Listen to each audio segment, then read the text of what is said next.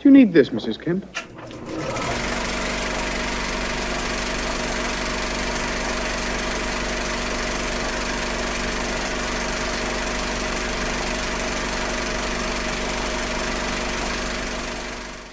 It's almost Halloween, and everyone on the internet is discussing their favorite horror films. The big question is subjective. What is the scariest film ever made? I'm not going to go there. Instead, I'm going to forego any conversation about my favorite horror films, most of which are foreign, and instead look into a few horror films that I find interesting. Now, interesting is such a, well, it's an interesting word. Often with cinema, we use it as a backhanded compliment, a way of describing a film that sucks but that we cannot entirely dismiss. I'll be upfront with you. Most of the following movies suck. What they all have in common is that they represent, for me anyway, a magical time in the mid-1980s when these very titles frequented mom-and-pop video stores. They may not all be masterpieces, but they are definitely interesting. First on the block is Amityville 2: The Possession. In 1977, the horror novel The Amityville Horror by Jay Anson became a bestseller due to its claim that it was based on a true story.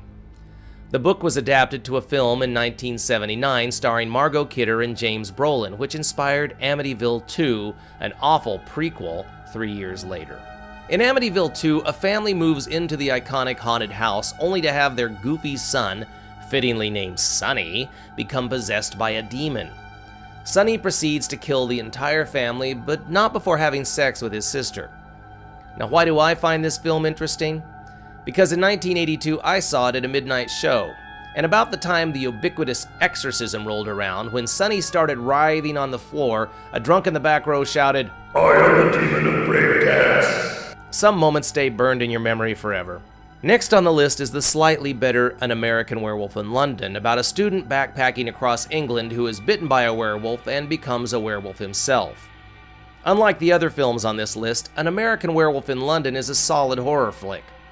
There are some moments of real tension, especially when the werewolf pursues a victim through a London tube station, and the lovely Jenny Agutter of Walkabout and Logan's Run fame does a pretty steamy nude scene. But perhaps the most interesting thing about American Werewolf in London is that it stars this guy. I'm a pepper, he's a pepper, she's a pepper. If you drink Dr. Pepper, you're a pepper too. From a great horror film to one that makes you feel dirty, next on our list is the icky psychological drama The Baby. Here is the story of a demented mother who has kept her adult son in a state of emotional infancy since birth, in essence making him a man-sized baby. The film is rounded out by two twisted sisters, one who has sex with baby on a regular basis, and another who likes to torture him with a cattle prod. Even though everyone gets what's coming to her in the end, it's hard to watch this film without feeling like you need a shower afterwards. What makes it even more interesting is that it's directed by Ted Post, who put out this film the same year he directed Clint Eastwood in Magnum Force.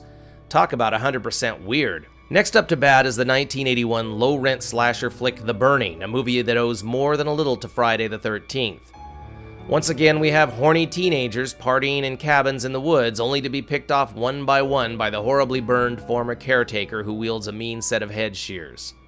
What makes this movie interesting is that one of the kids is the guy who played Mark Ratner in Fast Times at Ridgemont High, and another is Jason Alexander, aka George Costanza, when he still had hair. I watched this film in my local theater, believe it or not, and after discovering a weird prop in the storeroom of our local college's theater department, I was inspired to pay homage to The Burning in this scene from my early adventures in Super 8 filmmaking.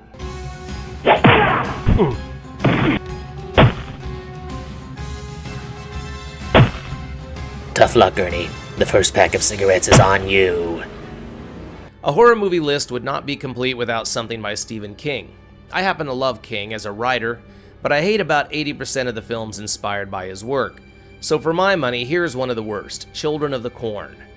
What an awful film. Peter Horton, future hunk of 30-something, and Linda Hamilton, so sexy here before she copped that militant psycho chic of the Terminator movies, are a cute couple who stumble upon a deserted town run by a bunch of creepy cultist children led by the demonic Isaac. Why is this film interesting to me? When I saw it in the theater in 1984, I made the mistake of drinking large quantities of alcohol, which made me susceptible to the suggestion of one of my dorm mates who called it the most terrifying film he had ever seen. As such, I was on edge for the entire 92-minute running time, and that night I had nightmares about being back in middle school and this creepy bastard giving me a swirly. Which is kind of funny since even Stephen King says this is the dumbest movie ever made. Next on the list is The Omen 3, The Final Conflict. If you've followed the Omen series, you know it's about a creepy little boy named Damien Thorn who, as it turns out, is the Antichrist. By the time we get to Omen 3, Damien has grown up to look like the Australian actor Sam Neill, and since the second coming of Christ is nigh, he pulls a King Herod and instructs his followers to kill all babies born on a certain night under a unique alignment of stars. His followers obey, of course, which really takes this movie to sickening heights. There's even a creepy image of a burned baby in a crib, which I promise you was not the inspiration for my indie film Baby's Breath. In the end, Jesus himself comes and puts Damien in his place. And how many horror movies end with the Son of God in their final frame? All in all, this movie doesn't know where to go, which is what makes it perhaps the most interesting film on the list. Finally, we end our list with a low-rent horror film that purports to be inspired by the master himself, H.P. Lovecraft. Of course, we're talking about the 1988 bust, The Unnameable. You've seen this film before. A group of goofy college kids go investigate a haunted house late at night. The two prettiest of the bunch go off to have sex, and in the throes of passion, the girl sees something awful, in this case, a papier-mâché severed head. Later, it turns out, an ancient evil lives in the cellar or some such nonsense, and it looks a little something like this. What is interesting about this monster is that it's played by a dancer named Katrine Alexander in her only film credit, and it's a bit disjointing to see such a horrifying face on such a beautiful body. But what the hell, it's 80s horror. Sometimes you have to let art just sort of flow over you. And that wraps up our list of interesting Halloween horror films. Again, I'm not saying these are great, and I can really only recommend An American Werewolf in London. But if you want a taste of the kind of garbage I watched in college, this might be right up your alley. All right, we've seen what you can do with a boy. How are you when they come a little bigger?